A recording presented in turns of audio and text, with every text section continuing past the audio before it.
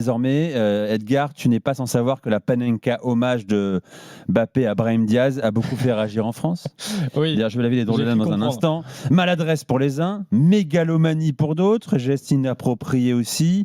Flo Gautreau en parlera sur dans l'after en disant que bon, on a fait un pataquès de cette histoire-là parce que c'est Mbappé en France, on en parle toujours trop, l'effet grossissant de la star mondiale. Est-ce qu'on est aussi sévère en Espagne? Est-ce que ça fait autant de bruit? Ça fait du bruit, mais ça fait pas du tout autant de bruit. Majoritairement, la presse espagnole se fie à ce qu'a dit Kylian Mbappé, c'est-à-dire c'est pour toi cette célébration, c'est pour Brahim, ce qu'il a dit pendant qu'il célébrait, il a dit c'est pour toi Brahim Diaz.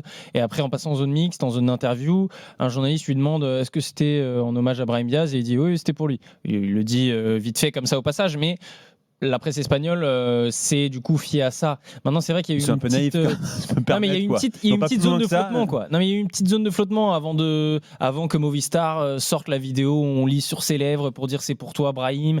Avant qu'il dise ça en zone d'interview, c'est vrai qu'on s'est dit. Il a fait un post Instagram aussi. Hein. Mais c'est quand même. Avec lui qui tire une Panenka et Brahim Diaz. On s'est quand même dit que c'était un petit peu bizarre au moment du geste, ou en tout cas tout le monde a rigolé, a ri ou a été surpris. Maintenant, il n'y a pas une telle polémique en Espagne parce que le Real va mieux et donc forcément c'est moins propice aux polémiques. Mais ça fait quand même parler. Intéressant de voir que la perception, en tout cas le traitement est différent de ce cas en particulier, qui est peut-être anecdotique, sûrement anecdotique d'ailleurs. Et la CAN aussi, c'était moins suivi en Espagne, donc c'est forcément un petit peu différent. Exactement. Vous en pensez quoi, les amis? Tiens, Julien, toi, ce feuilleton Mbappé qui veut rendre hommage à Brahim Diaz en réussissant une Panenka. Moi, la démarche intellectuelle, j'ai toujours pas compris. Un lundi soir à 21h17, Julien. Non, je sais. Moi, je regardais le match et j'étais convaincu qu'il allait le faire. Je savais très bien. Alors, j'ai pensé qu'il allait lui donner le ballon d'abord.